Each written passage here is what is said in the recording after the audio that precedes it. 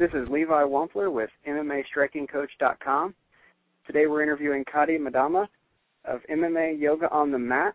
She's the founder of MMA Yoga on the Mat, also known as the First Lady of MMA for Yoga. She has 40 years of professional experience teaching yoga, both therapeutically and in training athletes. She is the foremost authority on bringing yoga to the MMA arena. Hello, Kotti. How are you today? I'm really good. I'm really, really good, and I'm really happy to be here talking about my favorite subject. I bet. That was good. Could you tell us a little bit about how you got started in yoga? Well, I was a teenager. It was the 1960s, and I guess what happened was I was in the hospital and wound up reading some books that had come in the mail from a book club, and so became introduced to yoga, and it was an instant match. I knew this was something that I had to pursue, and so I did, and found my teacher at the time, and that was history was made. that was it. She decided that I was going to be a teacher, and so that was in the late 1960s, and I began teaching actually in the fall of 1969. And by the early 1970s, like by 1973, I was already, and I was, by the way, I was in my early 20s then, I was already introducing yoga as a rehabilitation type modality for people that couldn't walk and things like that. Mm-hmm. And so over the years, I designed various healthcare programs. But about 20 years ago, I decided that I wanted a further physical challenge for myself, and at the young age of 43 or 44, mm-hmm. took up martial arts. And cool. And specifically in the late 90s, I took up Northern Shaolin, and so between all of that training, I continuously evolved my own set of dynamic movements based on Chinese martial arts and with yoga as a foundational core of stretching and low-impact strength building, and breath control and the use of really focusing the mind to be very successful. And so then, as MMA, I'm a huge boxing fan, by the way. I'm just absolutely in love with boxing. To me, it's absolutely poetry on the canvas, and so canvas meaning inside the ring. Sure. And so as MMA began to evolve, I fell absolutely in love with the raw energy that these fighters, these new age gladiators, if you will, bring into the arena. And I had an opportunity to actually start teaching and working with these young men and women who were hoping to come up in the ranks. And so I began to work with them for about 3 years and continuously develop my own methodology of what would work best to help them really gain the edge.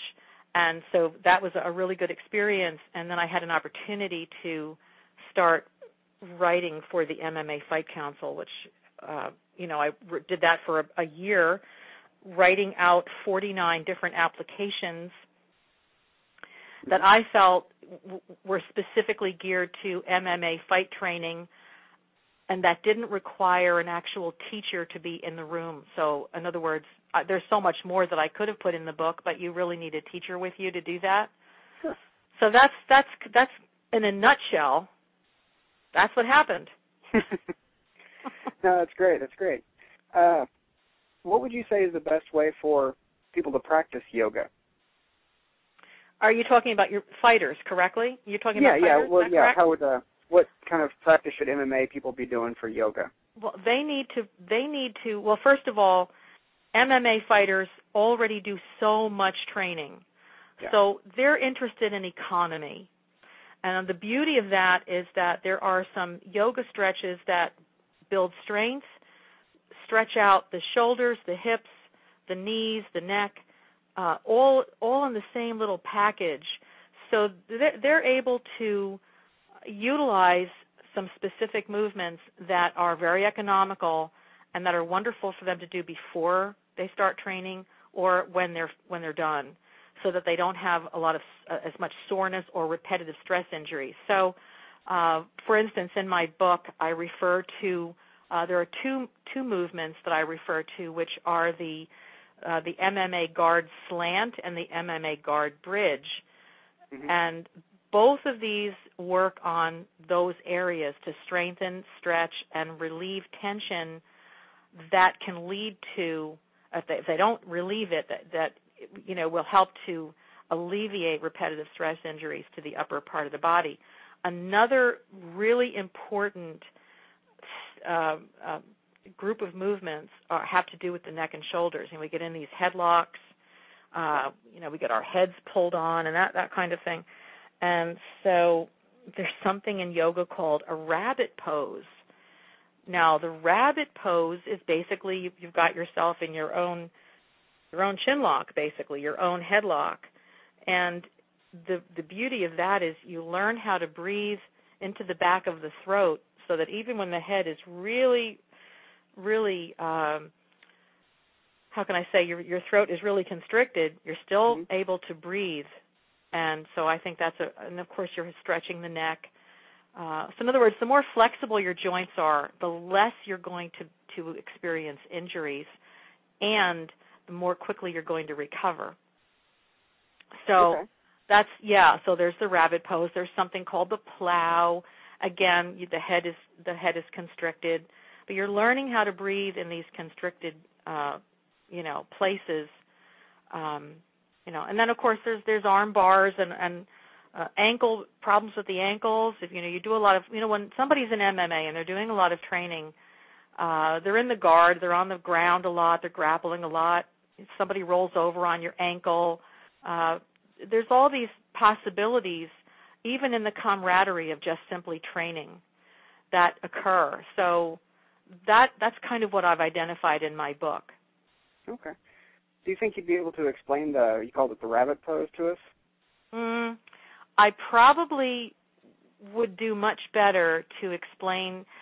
In other words, I can explain it, but if you're thinking of having me explain it so that someone could try it, they might be better off with something like the MMA slant or the MMA guard bridge. Sure. Because that's something that they yes. So basically, the individual would be lying on their back. So this is going to be for let's identify the MMA slant first. Sure.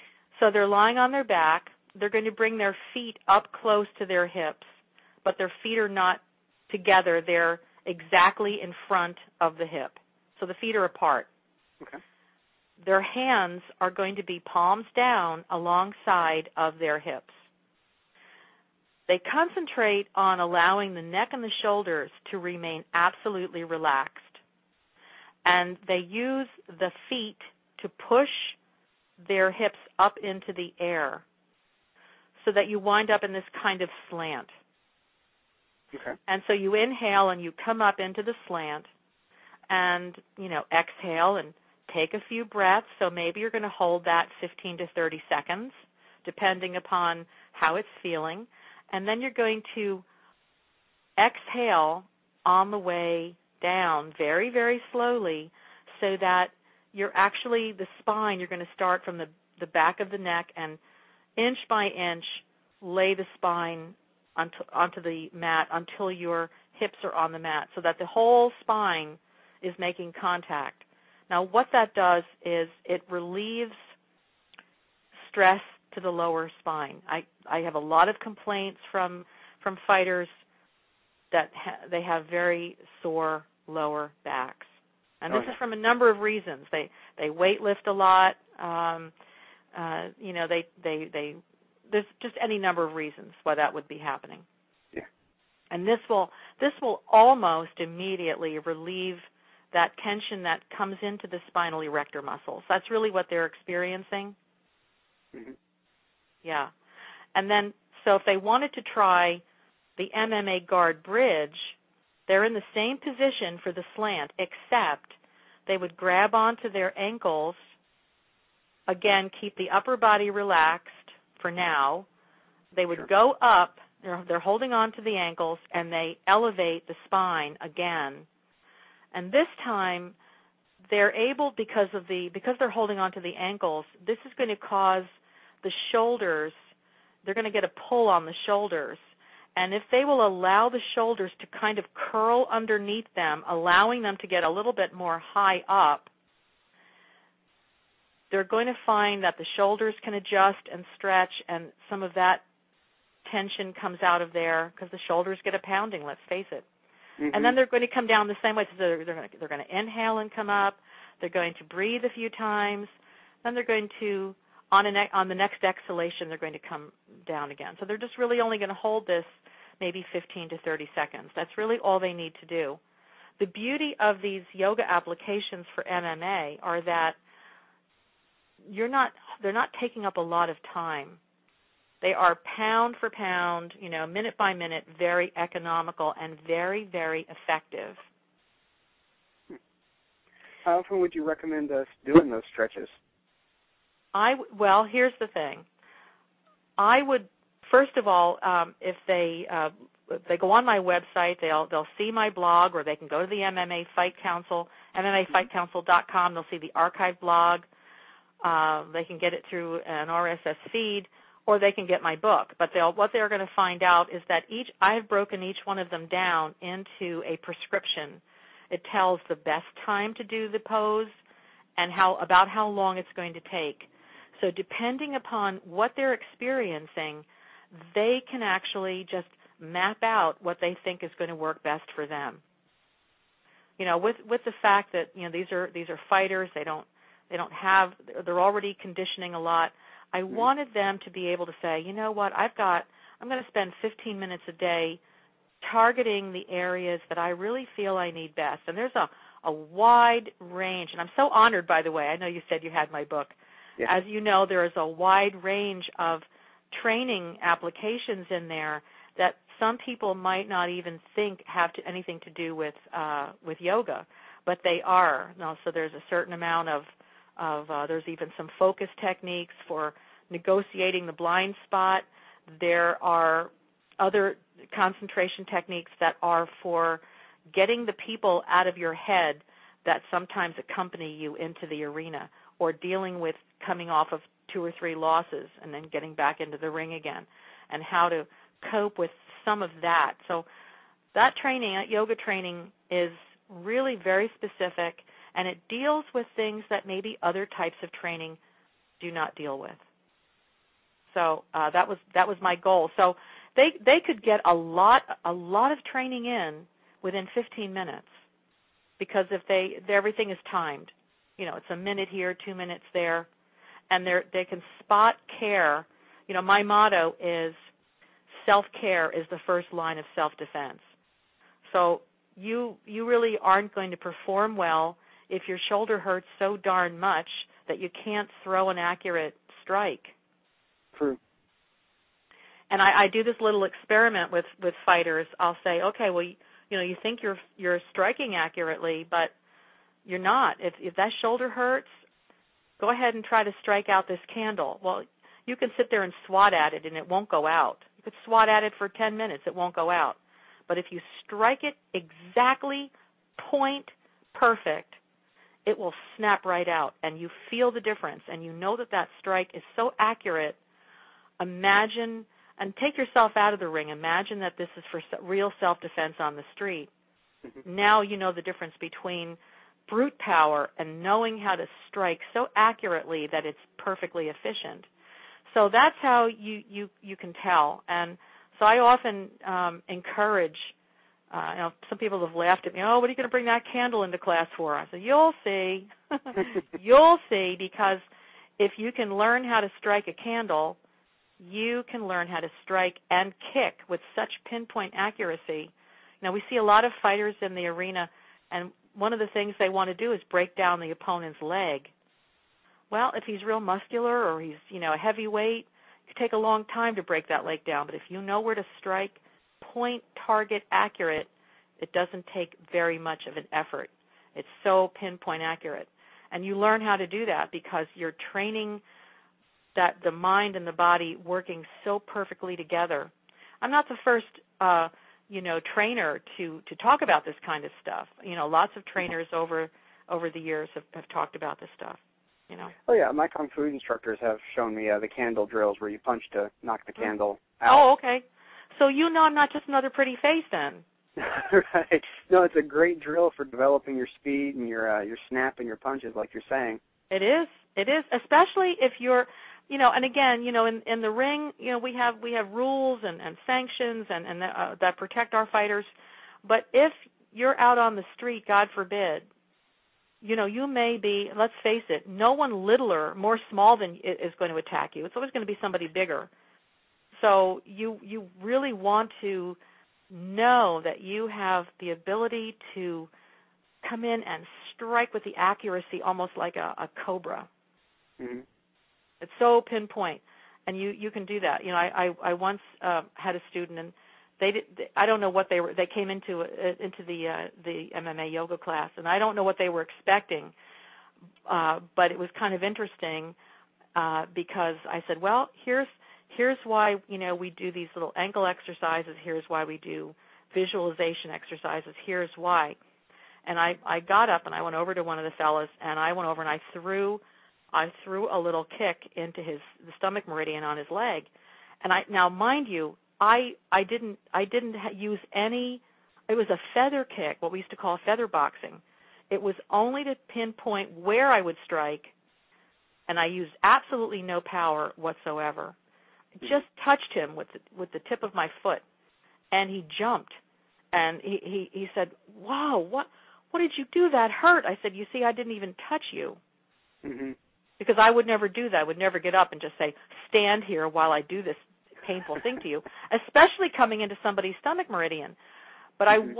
I wanted the class to understand that look at the economy of that movement and look at that accuracy.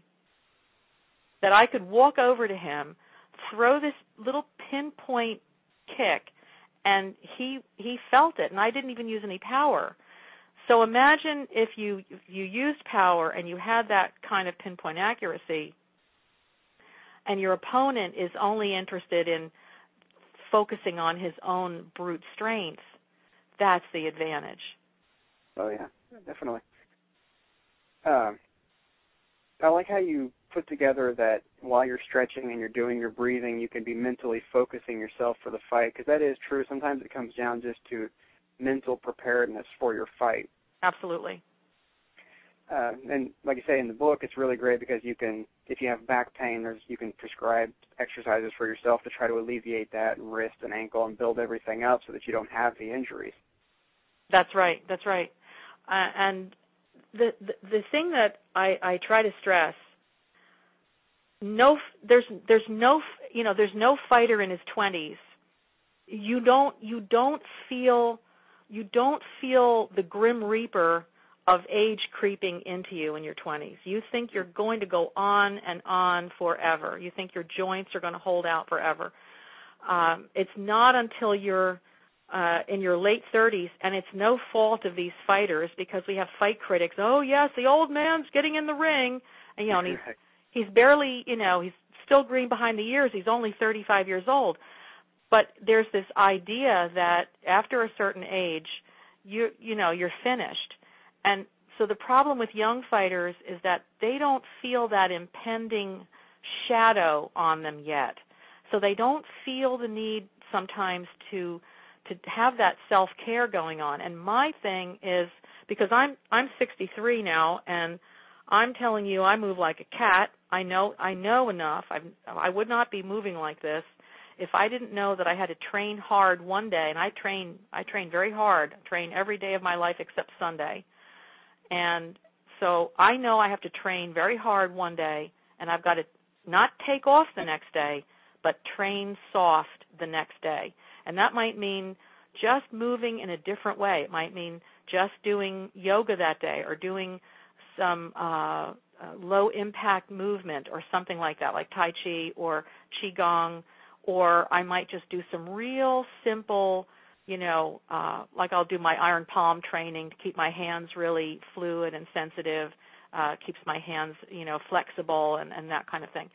So I know I have to do soft training along with, and then the hard training, and then I'll do some more soft training, and then I start slowing down by the end of the week, focusing on breathing and, all that kind of stuff. And then I start up again the next week. I know if I just train hard, I'm going to burn my body out. And we see this with athletes, whether they're MMA fighters, boxers, no matter who they are, they'll start to burn out and they lose their longevity. And they get tired. They get tired of trying to keep that going, and that's a normal reaction. So the idea of having a form of downtime training, because you can't take the warrior out of anybody. There's no way. You're a warrior. There's nothing you can do with it. It's like trying to take a woman out of the kitchen. You can't. So the thing is, I'm a warrior, and I'm also a woman. I love being in the kitchen, but I know I have to train. Martial arts is what makes me feel alive, and I know that's how it makes other warriors I know feel. They know they're alive.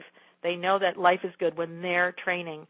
But the idea is that if we're only hard training, the body releases too many free radicals. When that happens, this is how you see peak athletes. All of a sudden they have cancer. Peak athletes, all of a sudden they have a heart attack because they're not balancing the hard training and conditioning with the soft training and conditioning. And if they learn to do that, no matter what, and now there's this whole big thing going on now about brain injuries. Brain Institute up in New England, they're all doing these fighters get brain injuries, and now you're told you can't train. You can't train for 6 months. Do you know that? I mean, I can just, we can just think about what this does to a fighter, a trainer, somebody who's training to get in the ring, and he's now told you can't do anything for 6 months. My God, that's horrible. The depression level is high, and it's so hard to come back. But they can do something that's soft. They can do their breathing. They can do Tai Chi, and people think Tai Chi is, fluff and all that stuff. It's called Grand Ultimate Fist for a reason. It's just very economical. So you can do that in between. Even if you have a brain injury, you can move very slowly, under your doctor's orders, and you're still in the game. You're not going to lose your strike point accuracy. You're not, because you're just moving very slowly. That was how I actually trained a German gold medalist decathlon. He won the decathlon back in '87. I trained him slow motion yoga only slow motion, how to throw the shot put and the javelin, and he took that gold medal. Wow. He's still alive and in his 70s, and he's still training every day. No, that's great. Yeah, 'cause I mean, like you say, everybody, we love training, we love lifting, we love running, we love being physical and active, and it's just sure you wear yourself out, and then when you get that injury, because I'm actually recovering from an ACL tear, and it sucks sitting on the couch for 2 months, not being able to do anything. Yeah. Oh, it's terrible. So are you still recovering? 6 months out, so I'm starting to get back into sparring a little bit, but yeah, I still have to baby it. Well, you'll have to get back on the phone with me, and we'll talk about some things you can do. So you're not miserable. I know. So I see this as my mission in life, and it's funny. I know you have a copy of the book, so you see the last one there. The 49th application was about redemption, because every warrior wants to believe that there is a redemption for all their effort. They want to believe it's out there for them, and it is. And that really is my mission, to make myself available. I've had the pleasure of being a celebrity trainer, build with legends like Dan Severn, and he's wonderful. He's still he's very flexible. In fact, I'm interviewing him next for the MMA Fight Council, so that'll be a fun, such a pleasant. He's not very beastly. I guess in the ring he's beastly, but he's he's really not. He's a really very pleasant man, and so it's good. And I love doing what I do, and I can't wait to do more of it. And so now, what else can I tell you?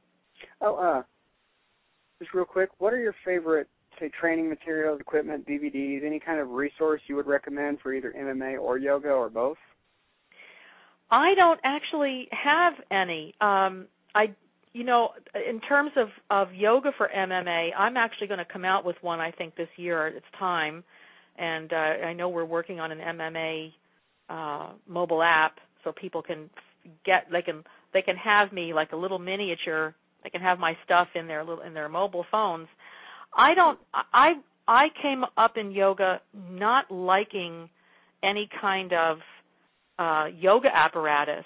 Now, I myself work out with a Macawara board, but that's not necessarily, that's just because I don't have a house that'll allow me to have a bag that hangs anywhere. Sure. Yeah. But in terms of yoga, that's the other beauty about it, is you don't need anything. You just need your body. You just need to know what to do, and it's important when trainees are wanting to do yoga. They just need to take their time. They need to stretch, and they need to breathe at the same time that they're doing the stretching, because breathing is what takes the toxins from the blood. See, if you're exercising and you're not breathing at the same time, then the toxins settle in the joints, and you get all this lactic acid, and you don't feel very well. But if you are breathing and stretching, doing the poses at the same time, now that's being pushed. The toxins are being pushed out of the bloodstreams. They're not going to settle into the joints, and they're not going to have that stiffness and soreness later on. That's great. So that's one thing that's there. So I hope to be able to. I'm doing a little joint venture with the owner of Cuts, as a matter of fact, and I think we're going to be doing an MMA yoga DVD later on, probably in the early part of 2012. Oh, that'd be good. I look forward to that. Well, I think it'll be a lot of fun too, because I'm a media ham. I love being in front of the camera. So, and any way that I can bring what I have to fighters is my pleasure. You know, I'd love to, like teleseminars and any way at all. I'm available. I make myself available. I answer my phone. I answer all email. That's great. Just last question here. What is the best advice your mentors gave you for anything that you could share with us?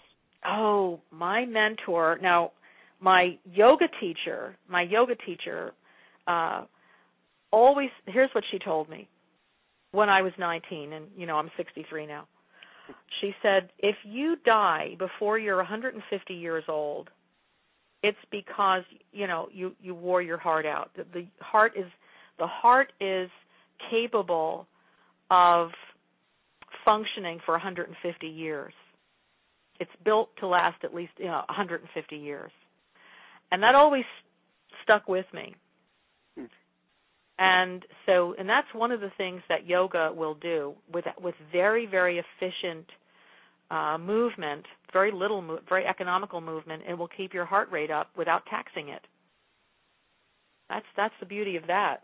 And as far as martial art instructors, I guess the greatest piece of wisdom that I ever heard from any of my martial art instructors was do it 1,000 times, the rule of 1,000. Do it 1,000 times, and then you'll understand what it is. And another piece of information which I love was, whatever problem you have, this is my statement now. Whatever problem you have, train harder, train longer. That'll solve it. Yeah, whatever it is. That'll fix it. Yeah, train more, train harder. Whatever it is. And to me, you know, the older you get, the better you should be at what you're doing, not the worse. You shouldn't, that has nothing to do with it. You should just not all those, any fighters out there listening to this conversation, don't let anybody put a number in your head. That's a death sentence. You just go ahead and follow your heart. This is Levi Wampler on MMAstrikingcoach.com. You can learn more about her at MMAYogaOnTheMat.com, and I highly recommend getting that book. I believe it's on Amazon.com, correct? It is. Awesome. Well, thank you again. We'll talk to you later. Thank you for having me. Bye. Bye.